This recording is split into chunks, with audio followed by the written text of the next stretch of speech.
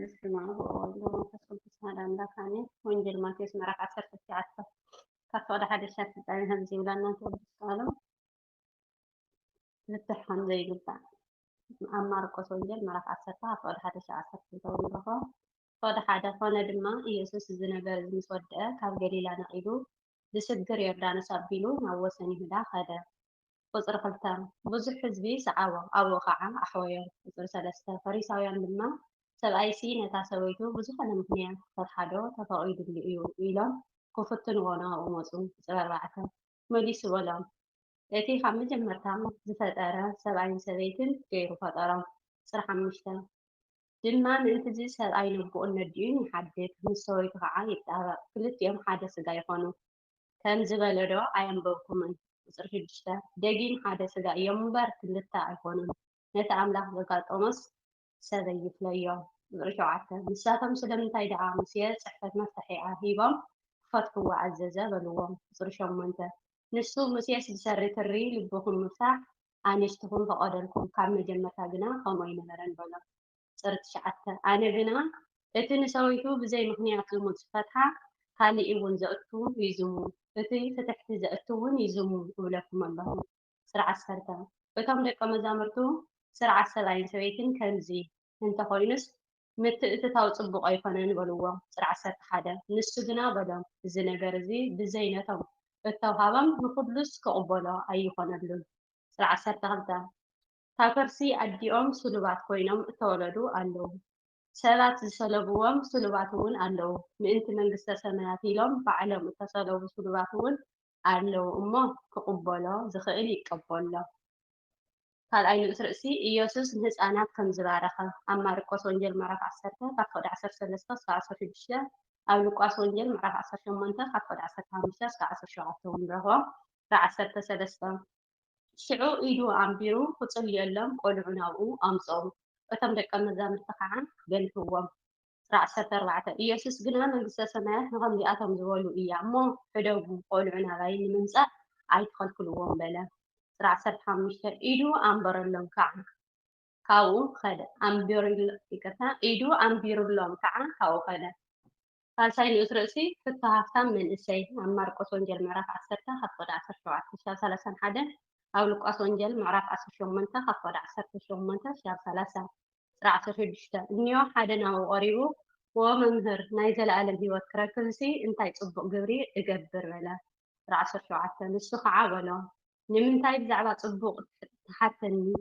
ተሓተኒ ኣለኻ እቲ ፅቡቅሲ ሓደ እዩ ናብ ሂወት ክትኣትዉ እንተደለኻ ግና እተን ትእዛዛት ሓሉ። 18 ንሱ ኣየኖት በሎ ኢየሱስ ከዓ እኒ ኣይትቕተል ኣይትዘሚ ኣይትስረቕ ብሓሰት ኣይትመስክር። 19 ኣቦኻን ኣዲኻን ኣክብር ብፃይካ እውን ከም ነፍስኻ ፈትዎ በሎ። ቁፅሪ 20 እቲ ጎበዝ እዚ ኩሉ ካብ ንእስነተይ ሒዘ እሕልዎ ኣለኹ እንታይ ደኣ እዩ ዝጎድለኒ ዘሎ በሎ። ቁፅሪ 21 ኢየሱስ ከዓ በሎ ፍፁም ክትከውን እንተደለኻስ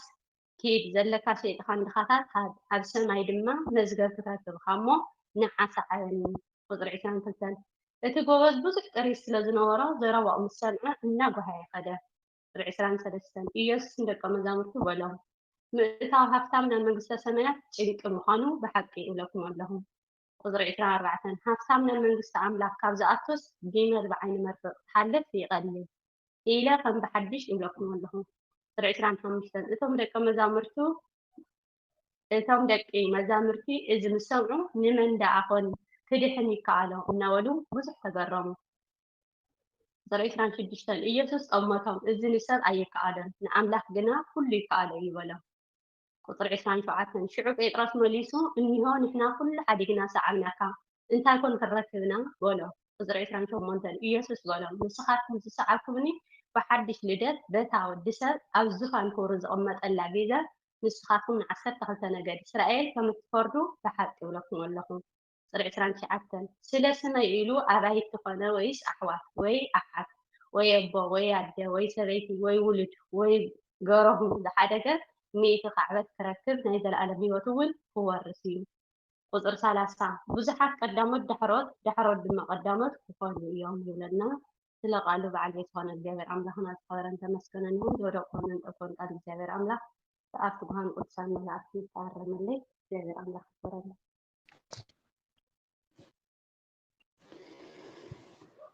آمين. قال يوت يسمعنا كذا تحفتنا سلقالون يتقالوا على البيت قدوس እግዚአብሔር أملاخنا سمو خيرا استمسجن هنيخون ወንጌል ማቴዎስ ምዕራፍ 19 ሰለስተ ንኡሳት ክፍልታት ዝሓዘት እያ። ቀዳማይ ምፍታሕ ከም ዘይግባእ፣ ካልኣይ ጎይታና ኢየሱስ ክርስቶስ ህፃናት ከም ዝባረኸ፣ ሳልሳይ ሕቶ ሃፍታም ሰብኣይ። ቀዳማይ ምፍታሕ ከም ዘይግባእ ጎይታና ኢየሱስ ክርስቶስ ኣብ ምዕራፍ 18 ሓውካ እንተበዲልካ ይቕረ ምባል ከም ዝግባእ ብዛዕባ ትሕትና ኣገልግሎት ንጽህና ቅድስና ንሃዋርያት ምስ መሃሮም ኢየሱስ ካብዚ ኣብቲ ምዕራፍ 18 ነዚ ምስ መሃረ ገሊላ ኮይኑ ይምህርዎም ነይሩ። ሽዑ ካብ ገሊላ ናብ ማዕዶ ዮርዳኖስ ናብ ዘሎ ምድሪ ይሁዳ በፅሐ። ምድሪ ይሁዳ በረኻ ይሁዳ ማለት እዩ። ካብ ገሊላ ተላዒሉ ናብ ማዕዶ ዮርዳኖስ ገይሩ ናብ በረኻ ይሁዳ ከደ። ብዙሓት ህዝቢ ድማ ተኸተልዎ ድሕሪ ጎይታ መፁ። ምክንያቱ ኩሉ ህዝቢ ድሕሪ ጎይታ እናተኸተለ ትምህርቲ ይሰምዕ ስለ ዝነበረ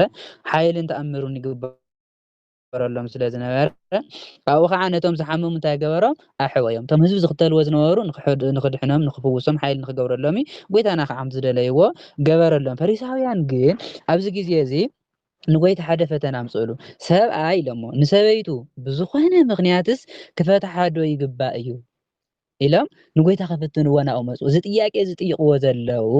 ንምንታይ እዩ? ንፈተና እዩ እምበር ንክርድኡ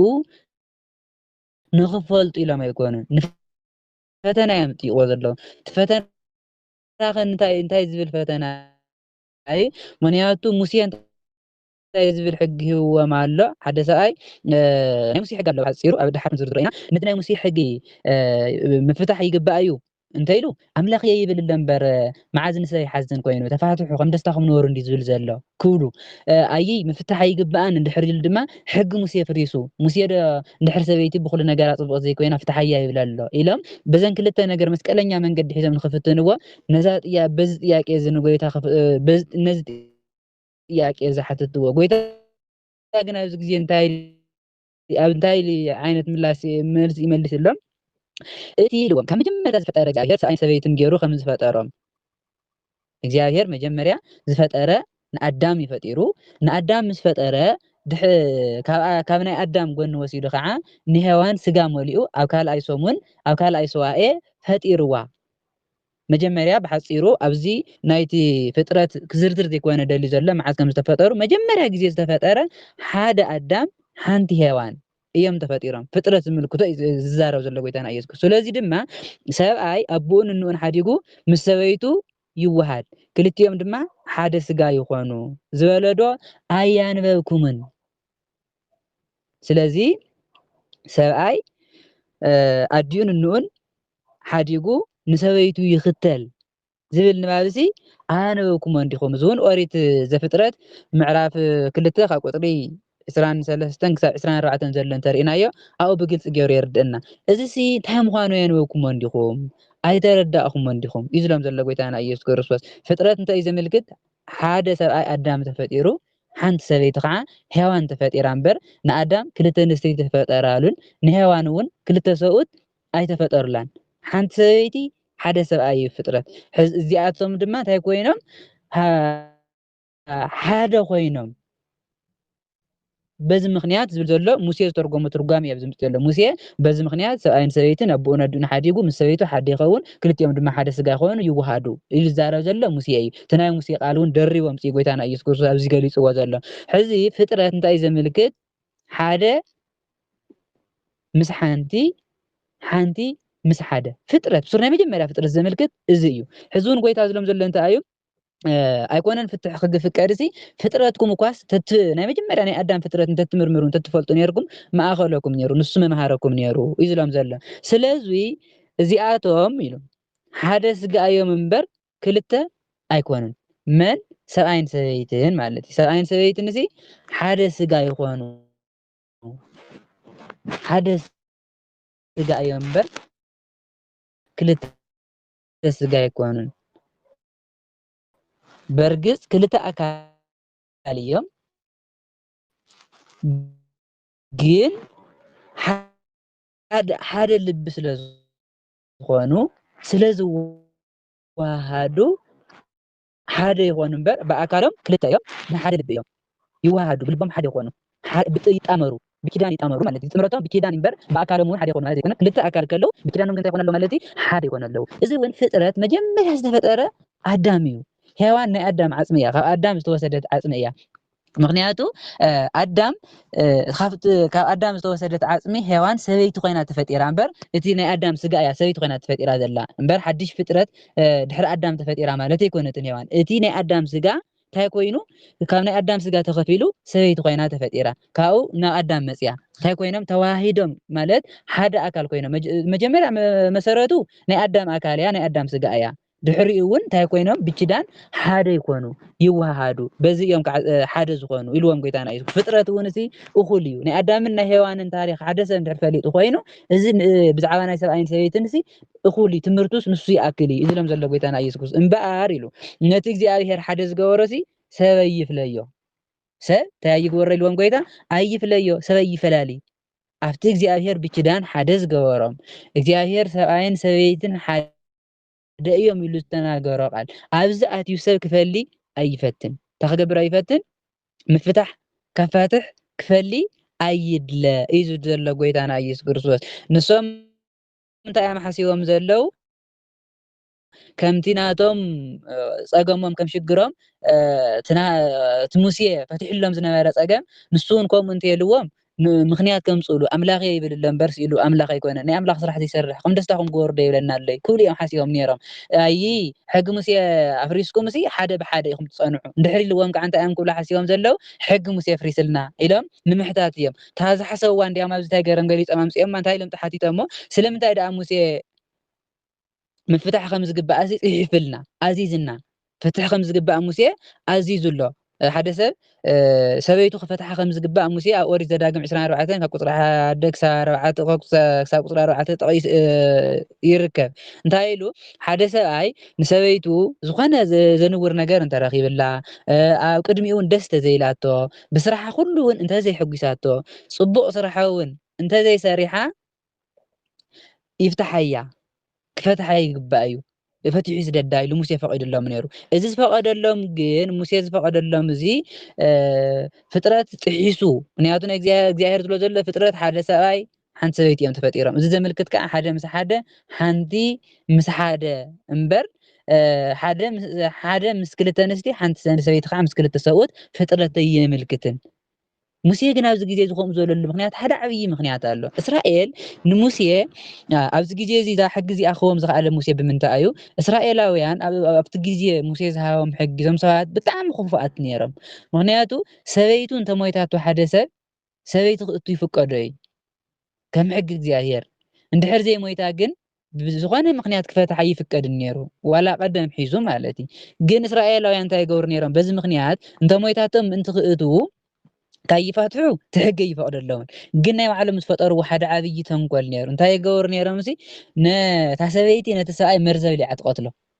ምስ ሞተ ካሊእ ሰብኣይ ክትእቱ ማለት እዩ እቲ ሰብኣይ እውን ነታ ሰበይቲ ሓኒቑ ዲ ዓሚፁ ይቀትላ በዚ ምክንያት ምስ ሞተት ካሊእ ሰብኣይ እታ ሰበይቲ ካሊእ ሰብኣይ ንክትእቱ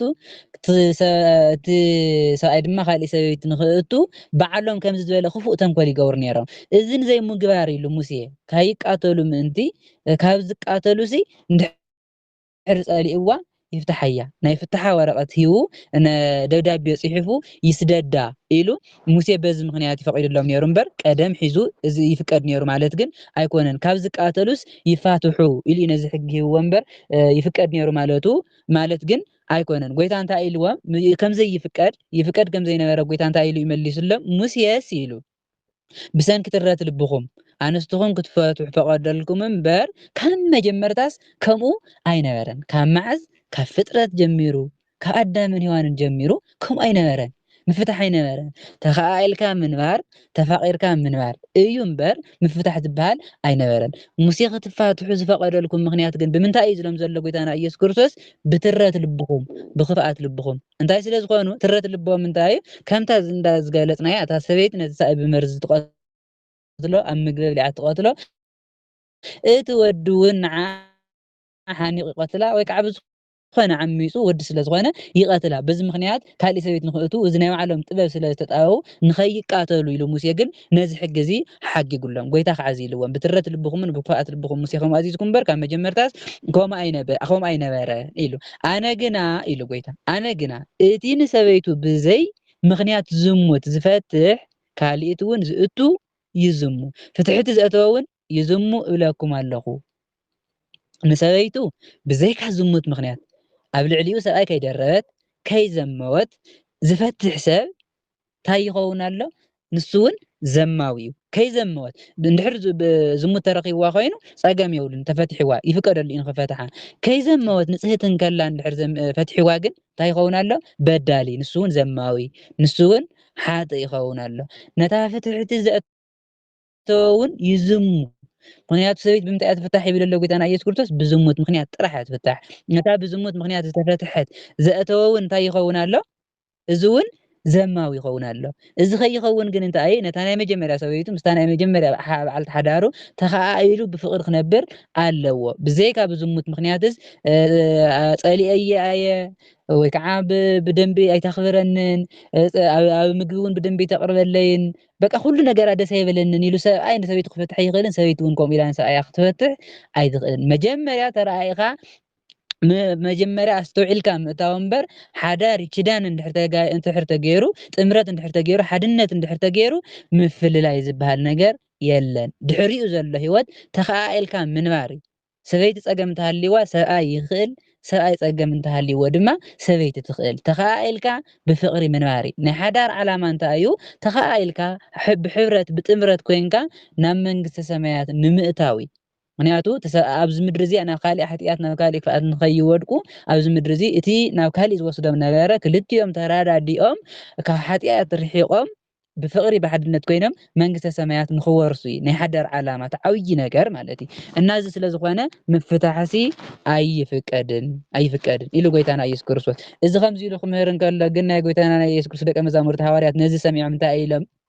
እምበኣርሲ ስርዓት ሰብኣይን ሰበይትን ከምዚ እንድሕር ኮይኑሲ ዘይምውሳብ ይሓይሽ ዘይምምርዓዊ ይሓይሽ ሓዳር ዘይምግባር ይሓይሽ ኢሎም ሓሲቦም እንታይ ሃዋርያት ከምዚ ክገብሮም ዝኸኣለ ሃዋርያት ዝፈልጥዎ ቅድሚኡ እቲ ናይ ሙሴ ሕጊ እዮም ሒዞም ነይሮም ሓንቲ ሰበይቲ ፅሕሒ እንድሕር ምስራሕ ዘይትኽእል እንድሕር ፀሊኦማ እንድሕር ፅብቕቲ ዘይኮይና ናይ ፍትሕ ወረቐት ኣፅሒፉ ይሰዳ ነይሩ እዚ ሕጊ እዚኦም ዝፈልጡ እዚ ስለ ዝፈልጡ ጎይታ ግን ብዘይካ ብዝሙት ምክንያት ብካሊእ ምክንያት ክፈትሓ የብሉን ዝብል ሕጊ ምስ ሃቦም ግን እንድሕር ከምዚ ኮይኑስ ሓዳር ዘይምግባር ይሓይሽ ምክንያቱ እንድሕር ፀልእያ ዘይፈትሓ እንድሕር ፅቡቕቲ በቃ ፅቡቕ እንድሕር ዘይትገብር ኮይና እውን ንዓ ክኢለያስ ከመይ ገይረ ክነብር ይኽእል እንድሕር ከምዚ ኮይኑስ ሓዳር ከይገበርካ በይንካ ምንባር ይሓይሽ ኢሎም ሃዋርያት ተዛረቡ ጎይታ ኣብዚ ግዜ እንታይ ኢልዎም እዚ ነገር እዚ ነቶም ዝተዋሃቦም እንተዘይኮይኑ ኩሉ ዝኽእሎ የለን ንኩሉ ከዓ ዝከኣል ኣይኮነን እንታይ እዩ ሓዳር ከይገበርካ ምንባር ማለት ብንጽህና ምንባር ሓዳር ርክሰቲ ማለት ኣይኮነን ናስተውዕል ኣብዚ ሓዳር ብንጽህና ምንባር ክበሃል እንከሎ ብሓዳር ዝነብር ሰብ እውን ርኩስ ማለት ኣይኮነን ቅዱስ ናይ መጀመርያ ፍጥረት እውን ዝምልክተና ሰብኣይን ሰበይትን ብሓዳር ንኽነብሩ እዮም ሓዳርስ ቅዱስ ርኩስ ኣይኮነን ብንጽህና ተባሂሉ ብልምዲ ብንጽህና ኢልና ስለ ንፅውዖ ሓደ ሰብ ካብ ሓዳር እንድሕር ርሒቑ ብንጽህና እዩ ዝነብር ተባሂሉ ብልምድና ስለ ዝፅዋዕ እምበር ሰበይቲ ከይኣተወ ዝነብር ከየውሰወ ዝነብር ማለት እዩ እምበር ሓዳር ንጹህ እዩ ብሓዳሩ ብሕጉ ዝነብር ሰብ እንተኮይኑ ንጹህ እዩ ሓዳር ርኩስ ኣይኮነን ሕዚ ጎይታና ኢየሱስ ዝብሎም ዘሎ ብንጽህና ማለት ሓዳር ከይገበርኩም ክትነብሩ እንድሕር ኮይንኩምሲ እዚ ነገር እዚስ እግዚአብሔር ንዝሃቦ እምበር ንኩሉ ዝከኣል ኣይኮነን ሓዳር ከይገበርካ ምንባር እግዚአብሔር ንዝሃቦ እግዚአብሔር ንዝዓደሎ እዩ እምበር ኩሉ ዝከኣል ኣይኮነን እግዚአብሔር ንኩሉ እንታይ ንምንታይ ዓይነት ዕድል ይህብዎ ዘሎ ብሓዳር ክነብር ብዙ ወተዋዙ ወምልእ ዋለ ምድር ዝብል ንኩሉ ፍጥረት ተዋሂቡ ኣሎ ካብዚ ግን ፍልይ ዝበለ ኣገልግሎት ኣሎ ትፍልይ ዝበለ ኣገልግሎት ከዓ እንታይ እዩ ብድንግልና ምንባር ወይ ከዓ ሓዳር ገዲፍካ ንክርስቶስ እንዳገልገልካ ምንባር እዩ እዚ እቲ እግዚአብሔር ዝሃቦ ማለት ፍልይ ዝበለ ኣገልግሎት ሕርየት ንኣገልግሎት እዩ ከም ዝበልናዮ እግዚአብሔር ዝሃቦ ማለት ዝዓደሎ እንታይ ክገብር ብንጽህና ንኽነብር እግዚአብሔር ዝዓደሎ እዚኦም እውን ኢሉ ጎይታና ኢየሱስ ክርስቶስ ዘርዚርዎም እዩ እቶም ሓዳር ከይገበሩ ክነብሩ ዝኽእሉ ሰባት ኢሉ ዘርዚርዎም እዩ ካብ ከርስንኦም ጀሚሮም ስልዋት ዝኾኑ ኮይኖም ዝተወለዱ ኣለዉ ምክንያቱ ካብ ከርስንኦም ጀሚሮም ስልዋት ኮይኖም ዝተወለዱ ሰባት ሓዳር ክገብሩ ኣይኽእሉን ሓደ ካብቶም ሰለስተ ሰባት ዘርዚሩ ካብቶም ሓዳር ከይገበሩ ክነብሩ ዝኽእሉ ሰባት ቀዳማይ ነገር ካብ ክርስትንኦም ጀሚሮም ስልዋት ኮይኖም ዝውለዱ ካልኣይ ሰባት ስልዋት ዝገብርዎም ኣለው እዚ እውን ሎሚ ተሪፉ እምበር ቀደም ዝገብርዎ ዝነበሩ ሕማቅ ስራሕቲ ነይሩ ሓደ ሰብኣይ ጅግና ክበሃል እንድሕር ኮይኑ ናይ ወዲ ተባዕታይ ሕፍረት ቆሪፁ እንድሕር ኣምፂ ኮይኑ ጅግና ተባሂሉ ጅግንነቱ ይምስከረሉ ነይሩ እዚ ናይ ቀደም ድንቁርና ዝወለዶ ትምህርቲ ማለት እዩ ሎሚ ተሪፉ እግዚኣብሔር ይመስገን ከምዚ ኢሎም ዝተሰለቡ ሰባት እውን ኣለው ምክንያቱም ሰባት እዚኣቶም እውን ብሓዳር ክነብሩ ኣይኽእሉን ከምኡ እውን ምእንቲ መንግስተ ሰማያት ኢሎም ንባዕሎም ከም ስልዋት ዝገብሩ ኣለው ምእንቲ መንግስተ ሰማያት ኢሎም ንባዕሎም ከም ስልዋት ዝገብሩ ማለት መንግስተ ሰማያት ናይ እግዚኣብሔር መንግስቲ ክሰብኩ ናይ እግዚኣብሔር መንግስቲ ከምህሩ ናይ እግዚኣብሔር መንግስቲ ክወርሱ ናይ እግዚኣብሔር መንግስቲ ክወርሱ ክብል ከሎ ግን ሰብ ሓዳር እውን ናይ እግዚኣብሔር መንግስቲ ኣይወርሱን ማለት ኣይኮነን ናይ እግዚኣብሔር መንግስቲ ከገልግሉ ናይ እግዚኣብሔር መንግስቲ ሓፍሑ ብንጽህና ዝነብሩ ብንጽህና ብድንግልና ዝነብሩ ማለት ንኣገልግሎት ሓደ ሰብ ካብ ሓዳር ክወፅእ እንከሎ ሓዳር ዘይገብር እንተኮይኑ እንታይ ክገብር ኣለዎ ማለት እዩ ንክርስቶስ ክሰብክ ኣለዎ ናይ እግዚኣብሔር መንግስቲ ክምህር ኣለዎ ንኣገልግሎት ጥራሕ እዩ ካብ ሓዳር ክርሕቅ ዝግብኦ እምበር ሰብ ብሓዳር ክነብር እዩ ፍጥረት እውን ከምኡ እዩ ዝምልክት ጎይታና ኢየሱስ ክርስቶስ እውን ብንጽህና ምንባር ብድንግልና ምንባር ንኩሉ ኣይተዋሃበን ኢሉ ነዚ ትምህርቲ እዚ ክቅበሎ ዝኽእል ይቀበሎ ኢልዎም ጎይታ ናይ ነቲ ካብ ሓዳር ርሒቁ ዝነብር ሰብ እዞም ሰለስተ ሰባት ከም ምዃኖም ምፍታሕ እውን ከም ዘይፍቀድ ተኻኢልካ ምንባር እምበር ምፍታሕ ከም ዘይፍቀድ ብሃዲስ ኪዳን ነዚ ትምህርቲ እዚ ክቅበሎ ዝደሊ ሰብ ይቀበሎ ኢሉ ጎይታና ኢየሱስ ክርስቶስ ኣብዛ ቀዳመይቲ ክፍሊ እዚኣ እንመሃሮ ትምህርቲ ጎይታና ኢየሱስ ክርስቶስ ናብ ይሁዳ ምስ ከደ እቶም ፈሪሳውያን ንጎይታ መፂኦም ከም ዝፈተንዎ ናይ ፈተና ጥያቄ ከም ዘቀረበሉ ጎይታና ኢየሱስ ክርስቶስ እውን መልሲ ከም ዝሃቦም ካብ ፍጥረት ጀሚሩ ካብ ኣዳምን ሔዋንን እንታይ እዮም ዝምህሩ ኣዳምን ሔዋንን ሓንቲ ሔዋን ሓደ ኣዳም እዮም ተፈጢሮም በር ክልተ ሔዋን ክልተ ኣዳም ኣይተፈጠሩን እና ሓደ ኣዳም ሓደ ሔዋን ምፍጣሮም ሰብኣይን ሰበይትንስ ሓንቲ ሰበይቲ ሓደ ሰብኣይ ተኸኢሎም ክነብሩ ምዃኖም እዚ እኩል ትምህርቲ እዩ ኢሉ ከም ዝመለሰሎም እሶም ግን ከምቲ ክፍኣት ልቦም ሙሴ ደኣ ንምንታይ ከም ዝበለና ኢሎም ምስ መለሱሉ ሙሴ ብክፍኣት ልብኩም እዩ ነዚ ሕጊ ዝሃበኩም እምበር ፍቁድ ኮይኑ ኣይኮነን ኢሉ ጎይታና ኢየሱስ ክርስቶስ ከም ዝመለሰሎም እያ ተረድአናና እዚ ዓብይ ነገር ኣብዚ ንምሃሮ ከዓ ሓደ ሰብ ሓዳር ክገብር እንከሎ መጀመርያ ዝተውዕል ሓዳር ክገብር ኣለዎ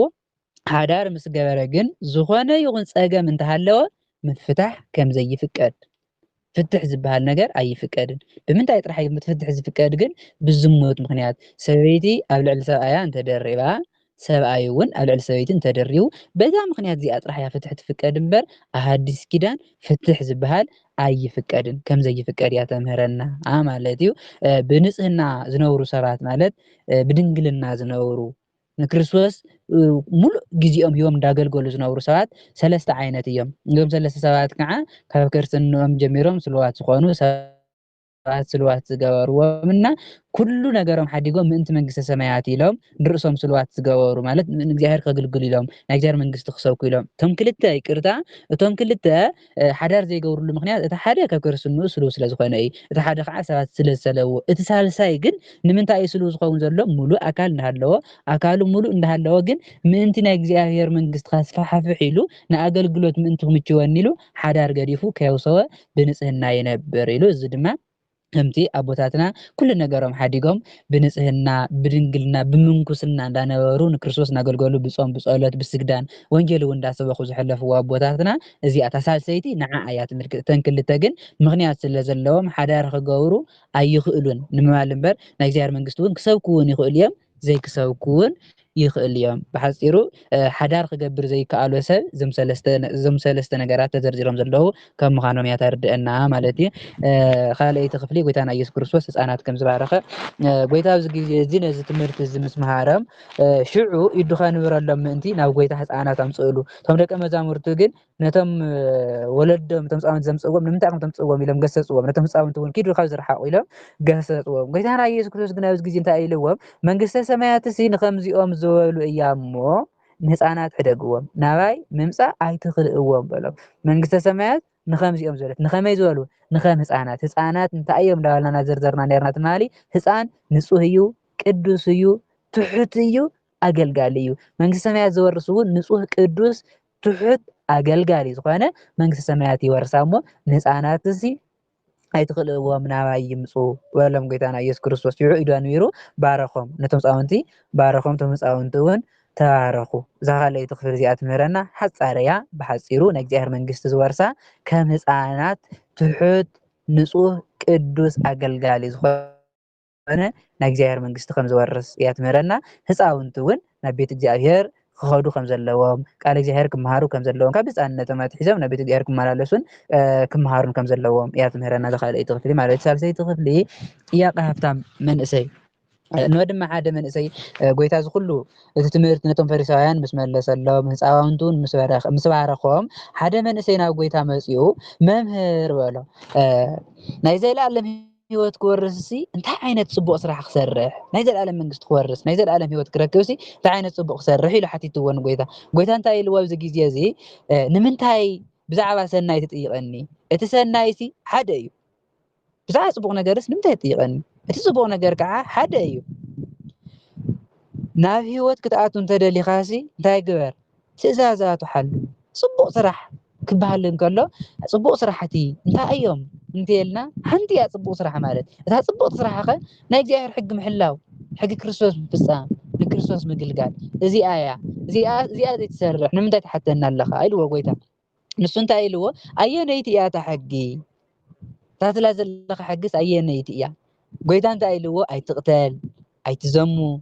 ኣይትስረቕ ብሓሰት ኣይትመስክር ኣቦኻን ኣዴኻን ኣኽብር ኢሉ ካብተን 10 ነዘን 6 እዚኣተን ገሊጹሉ እቲ መንእሰይ ግን ኣብዚ ግዜ እንታይ ኢሉ እዚኣተን ሲ ካብ ንእስነተይ ጀሚረ ሓልየን ካብ ህፃንነተይ ጀሚረ ሲ ሓልየን ካሊእ ዝጎደለኒ እንተሃልዩ ንገረኒ ኢሉ ዝሃፍታም እዚ ምክንያቱ ሕጊ ፈፂመ እየ ዝጎደለኒ ነገር ተሃልዩ ካሊእ ኣምፅ እምበር ዝስ ካብ ንእስነተይ ጀሚረ ፈፂመ እየ ኣይሰረቅኩን ኣይዘመኹን ኣይሓሰኹን ኣቦይን ኣደይውን ኣኽቢረ እየ ኢሉ ኣብ ቅድሚ ክርስቶስ ተናገረ ጎይታ ኣብዚ ግዜ እምበኣር ኢልዎ ፍጹም ክትኸውን እንተደሊኻ ሲ ከይድካ ኩሉ ዘለካ ሸየጥካ ንድኻታት እንታይ ክትኸውን ተደሊኻ ፍጹም ክትኸውን ተደሊኻ ናይ ፍጹምነት ስራሕ እንታይ እዩ ንብረቱ ኩሉ ሓዲጉ ንብረቱ ኩሉ ሸይጡ ንነዳይ ሂቡ ንክርስቶስ ዘገልግል ሕዚ ስለዚ ሕጊ ፈፂምካ ናይ እግዚኣብሔር ክርስቶስ ዝበለካ ሕጊ ፈፅም ድሕሪኡ ድማ ያኽለካ እዩ ኢልዎ ነይሩ እዚ ፈፂመ እየ ካብዚ ዝበለፀ ካሊእ ስራሕ ሃበኒ እንታይ ኣሎ ካሊእ ስራሕ ምስ በለ ጎይታ እንታይ ኢልዎ ፍጹም ክትኸውን ድሕር ደሊኻ እስኪ ድሞ ኩሉ ንብረትካ ሸይጥካ ንዓ ንድኻታት ሂብካ ንዓ ተኸተለኒ ኣብ መንግስተ ሰማያት ከዓ መዝገብ ክትረክብ ኢኻ እሞ ንዓ ተኸተለኒ ንብረትካ ኩሉ ሸይጥካ ንዓ ተኸተለኒ ንክርስቶስ ምኽታል እንታይ እዩ ንክርስቶስ ምግልጋል ወንጌል ምስማኽ ከም ሃዋርያት ምዃን ማለት እዩ ኣብዚ ግዜ እዚ ግን ዝሃፍታም ሰብኣይ መጀመርያ ብድፍረት ብትምክሕቲ ሕጊ ፈፂመ እየ ካሊእ እንተሃልዩ ተወስኸኒ እንዳበለ መፂኡ ነይሩ ግን ጎይታ ናይ ፍጹምነት ስራሕ ሓንቲ እያ ንሳ ከዓ ኩሉ ነገርካ ሓዲግካ ንዓ ተኸተለኒ ምስ በሎ እዚ ኩሉ ንብረቱ ብዙሕ ስለ ዝነበረ ንብረቱ ሸይጡ ምኻድ ንነዳያን ሂቡ ምኻድ ስለ ዝኸበዶ እቲ ሰብኣይ ድማ ብዙሕ ሃፍቲ ስለ ዝነበሮ ነዚ ቃል ህዝቢ ምስ ሰምዐ ናይ ጎይታ ቃል ኩሉ ሸይጥካ ንዓ ተኸተለኒ ዝብል ቃል ምስ ሰምዐ እናሓዘነ ከደ ካብ ጎይታ ሓሊፉ ከደ ጎይታና ኢየሱስ ክርስቶስ ሽዑ ደቀ መዛሙርቱ እንታይ ኢልዎም ሃብታም ናብ መንግስተ ሰማያት ሲ ክኣቱስ ጭንቂ እዩ ብጣዕሚ ጭንቂ ብሓቂ ለኩም ኣለኹ መሊሱ እውን ሃብታም ናብ መንግስተ ሰማያት ካብ ዝኣቱስ ግመል ብዓይኒ መርፍእ ክሓልፍ ይቐልል ብለኩም ኣለኹ ሃብታም ናብ ናይ እግዚኣብሔር መንግስቲ ካብ ዝኣቱስ ግመል ብናይ ቀዳዲ መርፍእ ክሓልፍ ይቐልል ከቢድ እዩ ግመል ብናይ መርፍእ ቀዳዲ ክሓልፍ ኣይኽእልን ብጣዕሚ ጭንቂ እዩ ሃብታም እውን እዩ ዘሎ ጎይታና ኢየሱስ ክርስቶስ ሃብታም ኣይጸድቕን ማለት ግን ኣይኮነን ናስተውዕል ሃብታም ኩሉ ንብረቱ ሸይጡ ናይ ፍጹምነት ስራሕ ክሰርሕ ይኽእልን እንታይ እዩ ንብረቱ ኩሉ ሸይጡ ክምንን ኣይኽእልን ዝምንኑ የለውን ማለት ግን ኣይኮነን ንኽገብሮስ ይጨንቕ እዩ ከቢድ እዩ ንማሊ ከምኡ ዝብል ዘሎ ጎይታና ኢየሱስ ክርስቶስ ዝብሎ ዘሎ ምክንያት እዚ ንኽገብርስ ብጣዕሚ ጭንቂ እዩ ኩሉ ንብረቱ ሓዲጉ ብሓደ ሻዕ ኸሲ ክኸይድስ ኣይኽእልን ናብ ናይ እግዚኣብሔር መንግስቲ ክኣቱ ኣይኽእልን ማለት ንክርስቶስ ክሰብኽ ኣይኽእልን ከገልግል ኣይኽእልን እንታይ ገዲፉ ኩሉ ንብረቱ ሓዲጉ ክምና ኣይኽእልን ኩሉ ንብረቱ ሓዲጉ ወንጌል ክሰብኽ ኣይኽእልን ሃፍቱ ስለ ዝስሕቦ مالتي دك مزامرتو جن قويتا خمس كلهم كل انت ايام يلوم من دا امو خون من يقدع صدق ندير هفتان زي يصدق كوينو هفتان كاب يصدق دما جمال بعين مرف كحلف يقلل نحرز بالكوينو سي من دا صدق يو كم زي له سبد صدق كركب يو الى اذا انت حسوا تجرموا قويتا زي غزي انت ايلوهم ازويس بسبب يكالن بእግዚአብሔር እንበር بسبب ዝከአል አይኮነን አይን እቲ ግመል بعين مرفق محلاف بناي زيار حيل انبر بناي حيلي ايكالن بناي زيار حيلي جن يكالي اتي هافتام كل نورته حديقو كمنن ون ناي زيار منفس تحديرو ناي زيار صقا انت لاعيلو خغورو يخيليو جن بعلو جن كل نورته حديقو خيد اي خيلن بناي سب زي كونس بناي زيار يو يلو قويتانا يسوع كريستوس نحواريات ملسله ابز غزي زي بطرس كل نورته حديقو زمص انا فصمنت سراحيو يلو خمر كله قويتا سلسمع مع تختلني كلون سلسمع بارسي نحنا كل نجرنا حديقنا نبرتنا بيتنا كل نجرنا حديقنا تقتلنا كالناس عسمنا انت ايو دموزنا كنت اي تاي واغانا يلو نغويتا حتتو قويتانا يسوع كريستوس ابز غزي انت ايلو اتم استختلكمني بحدش لدت بتاود سب اب زفان كورو زقمطلا اوان نسخاتكم دما 12 زفانات تقميطكم 12 نجد اسرائيل كم تفردو بحقي ابلكم اللهو من اتم كل نجركم حديكم زتختلكمني ود سب كريستوس انا بخبر زفاني خجلص انكلهو نسخاتكم دما 12 منا ونرات تقبيتكم 12 نجد اسرائيل ختفردو يقوم إيلو قويتانا يسوع زلام زلا حواريات كل نجرهم حديقهم تايم زغورو قال كريستوس يمسوكو قال كريستوس يمزمهرو 12 منابر تقميتكم 12 اسرائيل نجد كتفردو يقوم مالت كعا او ومبر تقميتهم كفردو مالت زي كونه حواريات زمهارو قالهم تاي سلازخوناي فرادي سلازخونه ني حواريات قال سميعو زغبره زفصمه ناي زلالم هيوت يركبال زي تفردي ني حواريات قال سميعو زي فصمه دما ناي زلالم هيوت ايركبن تفردي ابز مدر زمهارو قالهم ኣብ ሰማይ ከይዱ ስለ ዝፈርድ እዩ 12 መናብር ትኮንኩም ትፈርዲኩም ዝብል ዘሎ እምበር ድሓር ኣብ ሰማይ ወንበር ተዘርጊሑ ሃዋርያት እውን ኮፍ ኢሎም ከለ ከምዚ ንዓ ከምዚ እስኻ ከምዚ ጌርካ እናበሉ ከምቲ ስጋዊ ኣብ ምድሪ ዝግበር ፍርዲ ክፈርዱ ማለት ዘይኮነስ እቲ ቃልኩም ኣብ ፍርዲ ግዜ ፈራዲ ዝኸውንስ ንሱ እዩ ትዝማሃርኩም ቃል ይዝሎም ዘሎ ኩሉ ድማ ኢሉ ጎይታና ኢየሱስ ክርስቶስ ስለ ስመይ ኢሉ ኣባይቲ ኣሕዋት أحد أبو إنه سويت ولد قراتو زحدقة 100 عصف خركبي إذا شو ما أنت نقرات زحدقة شو ما أنت نقرات أبو أدو أحوات جزا سويتي ولد قراهو نزين شو ما أنت نقرات زحدقة سهل 100 عصف خركبيو مالت 100 عصفي كل نقارو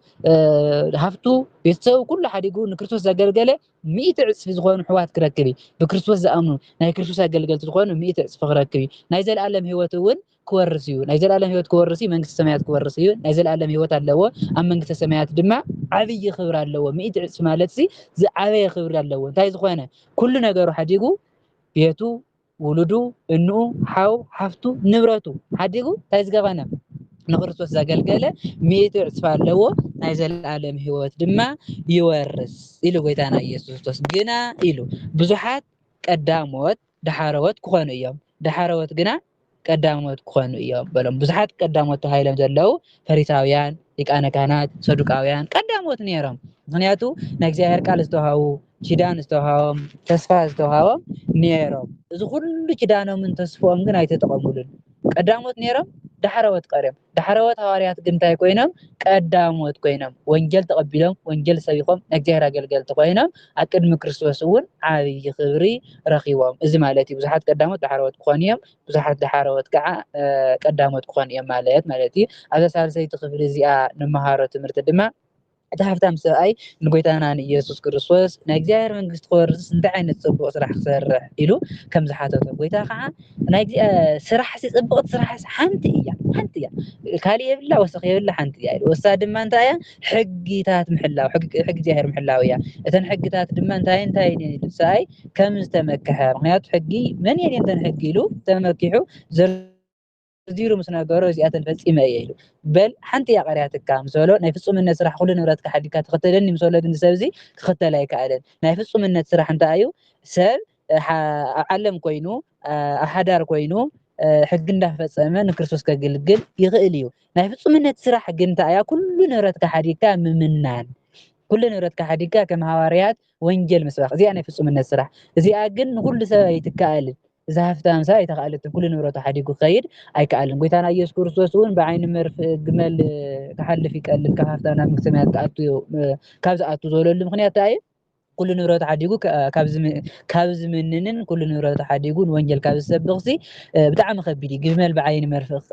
ክሓልፍ ይቀልል ማለት ብግመል ብዓይኒ መርፍእ ክሓልፍ ከቢድ እዩ ሃፍታም እውን ከምኡ እዚ ስራሕ እዚ ንክሰርሖስ ብጣዕሚ ይከብዶ እዩ ንምባል እምበር ሃፍታም ኣይፀድቕን ንምባል ኣይኮነን ሃዋርያት እውን ኣብ ፍርዲ ግዜ 12 ወናብር ተቐሚጥኩም ክትፈርዱ ኢኹም ማለት እቲ ዝመሃርዎ ቃል ኣብ ሰማይ ከም ዝፈርድ እቲ ኣብዚ ምድሪ ዝነገርዎ ቃሎም ኣብ ሰማይ ፈራዲ ስለ ዝኾነ እምበር ኣብ ሰማይ ኣብ መናብርቲ ኮፍ ኢሎም ክፈርዱ ማለትስ ኣይኮነን ዳሓረወት ተባሂሎም ዘለዉ ሃዋርያት እዮም ቀዳሞት ተባሂሎም ዘለዉ ከዓ ፈሪሳውያን ሰዱቃውያንና ኣይሁድ ብጥቕልሎም እሳቶም እዮም ቀዳሞት ማለት እዩ ንፍፁም ናይ ዘለኣለም ሂወት ዝወርስ 100 ዕፅፊ ዝረክብ ከመይ ዝበለ ሰብ እዩ ናይ 8 ነገራት ዝሓደገ እንታይ ውሉዱ ኣሕዋቱ ሰበይቱ ኣንኡ ኣቡኡ ገራቱ እዚ ኩለን ዘን 8 ነገራት ተዘርዚረን ዘለዋ ዝሓደገ ኣብ ናይ እግዚኣብሔር መንግስቲ ናይ ዘለኣለም ሂወት ኣለዎ 100 ዕፅፊ እውን ይረክብ ኢሉ ይቅርታ ናይ ሎማዓን ትምህርቲ ሕፅር ኣቢለየ ከይደ ባትሪ ተዓፀኒ ስለ ዝበለት እየ 1% ስለ ዝቀረያ እሞ እግዚኣብሔር ኣምላኽ ኩሉ ነገርና ሓዲግና ንክርስቶስ ኣምላኽና ንሕግዞ ንክንግልግሎ ይርድአና ፀጉኡ ይላእኸልና ስለ ዝነበረና ፃኒሒት ቅዱስ እግዚኣብሔር